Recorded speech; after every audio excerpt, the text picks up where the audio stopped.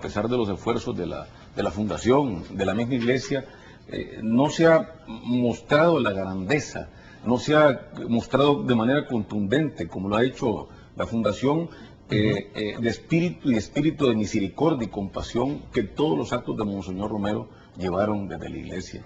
En primer lugar, me toca decirlo, yo creo que es lo poco que puedo comentar, que el arzobispo fue realmente un defensor de los derechos de todos, aunque no lo crean, en especial precisamente de las personas más débiles, de los perseguidos y marginados. Aunque no se crea y no sea de hecho con toda contundencia, Romero lo hizo con énfasis de aquellos también que tenían que ver con las instituciones oficiales de la época. Y en segundo lugar, creo que hizo del diálogo un instrumento de fe en la democracia. Romero era un demócrata convencido, pero convencido tercamente de que la democracia era lo mejor que podíamos aspirar en El Salvador. ¿Cuáles son los puntos claves que en algún momento pueden determinar el hecho de que a 30 años de la muerte de Monseñor Romero es necesario reabrir ese caso y sobre todo llevar a la cárcel a los asesinos? Aunque los resultados de estos casos no son siempre los que uno esperaba, y ideal hubiera sido, desde mi punto de vista, el haber podido enfrentar, digamos, el testimonio. No digo necesariamente que la cárcel tenga que ser el resultado, pero sí es importante escuchar y enfrentar el testimonio de estos individuos responsables por este tipo de crímenes. Y no se dio lugar porque terminó siendo un caso en rebeldía, como todos saben. Sin embargo, sí que creo que la investigación corroboró cosas que se entendían, personas involucradas sobre todo en el crimen. ¿Qué impacto ha tenido en ese sentir y pensar esta nueva entrevista que ha publicado el periódico El Faro? ¿En la Iglesia Católica hay elementos ya de análisis concretamente?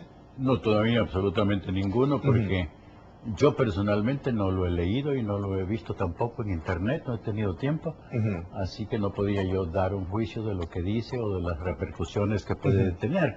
Lo único que podría decir es que cualquier cosa que diga, la verdad es siempre la verdad.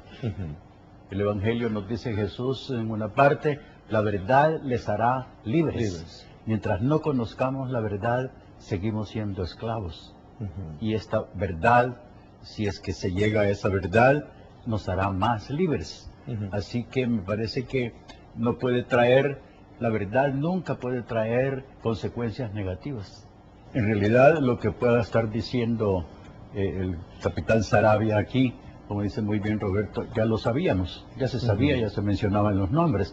Lo peculiar de este momento, a través de esta entrevista, es que es uno de los hechores quien lo confiesa. Y esto es, pienso yo, Roberto, que por primera vez se da, que uno de los hechores involucrados en el asesinato de Monseñor sea quien lo confiese y quien involucre, según me han dicho, a otras personas. O sea que esto sería lo novedoso en el caso. Sin duda, hoy, desde la autoridad y desde la institucionalidad se están haciendo esfuerzos precisamente por hacer valer una política de respeto a los derechos humanos.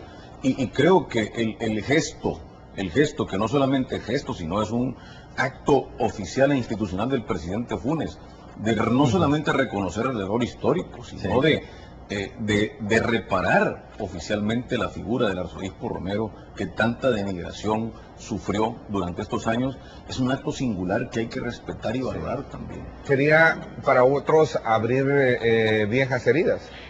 Yo creo que no es así. Si uno escucha... En eso tengo que decir que mis compañeros en Centroamérica me han enseñado mucho. Siempre dicen heridas, ¿las heridas de quién? ¿No? Me hacen compañeros en estas peleas de los derechos humanos. Los heridos son las víctimas. Las personas que han sufrido no son necesariamente el alto mando del ejército ni miembros del Estado Mayor Conjunto. Estamos hablando de personas. Y ellos son los que, si uno escucha las personas a las que nosotros representamos, las asociaciones de víctimas, a nivel que esté en la sociedad civil en general, ellos desean este tipo de iniciativas, ellos desean que se repele esa ley de amnistía y que se lleve esto más lejos. Entonces, depende de uno quién escucha o quién quiera escuchar, definitivamente menos dolor de cabeza. Recordar la frase tan popular del arzobispo Romero que tomó de un campesino cuando él visitaba las comunidades. Recuerdo muy bien que nos decía que le había enseñado a un campesino que la justicia es como la culebra, solo pica al que anda descalzo. Y este no es un discurso político, esto no es un discurso de revanchismo, este no es un discurso tampoco, por otro lado, del tema de la impunidad. Este es un discurso de poner las reglas claras del juego, y creo que hay países como Chile ciertamente que lo hicieron, que lo han hecho y que se han atrevido a hacerlo, y no ha cambiado el curso político del desarrollo de la democracia. Roberto fue una de las personas encomendadas por el arzobispado en aquel entonces para poder participar en el momento de la autopsia de Monseñor Romero, Roberto. Efectivamente, miren, fueron momentos trágicos, tétricos y dolorosos. Al cuerpo del arzobispo lo llevaron a la Policlínica Salvadoreña a las 6:25 de la tarde aproximadamente. Lo declararon muerto, ya el cadáver 20 minutos después, pero la hemorragia fue profusa y brutal, le destrozó completamente todas las arterias y quedaron alojadas muchas esquirlas, de las cuales las tuvimos en la mano, esquirlas de bala. En aquel momento lo que decían era un proyectil calibre 25 explosivo y expansivo. Fue un orificio muy pequeño realmente, de diámetro muy reducido, el que le penetró en el cuerpo, el que le dejó huella en el cuerpo del arzobispo, a 3 centímetros del esternón y a 9 de la clavícula. No le dañó el corazón estaba intacto cuando estuvimos atendiendo la autopsia con hoy Monseñor Rafael Urrutia, encomendados por Monseñor Urioste en el segundo piso de la Policlínica Salvadoreña. Pero luego regresamos varias veces a la escena del crimen con todo el equipo que trabajaba en los socorros jurídicos, Boris Martínez, Florentín Meléndez, Dahuerto Campos. Recorrimos varias veces por vestigios. En aquel momento eran procedimientos rudimentarios, tanto de balística como de examen forense, como trayectorias de bala, etcétera. Pero lo que le puedo decir es que el escenario del crimen lo convirtió en un crimen realmente sagrado. Históricamente, solo ha habido 3 casos en que obispos han sido asesinados dentro de su iglesia. San Estanislao de Cracovia, en Polonia, por señalar los pecados personales del rey, lo matan. Después, Thomas Becket, Santo Tomás Becket, por defender los derechos de la iglesia, y Monseñor Romero por defender los derechos de Dios y del pueblo. Estos han sido los únicos 3 casos que se han dado, los 2 anteriores hace siglos, y para vergüenza de este país nuestro, en El Salvador. ¿Cuáles son las medidas o precauciones que debe de tomar la iglesia para evitar que sea instrumentalizada la figura de Monseñor Romero?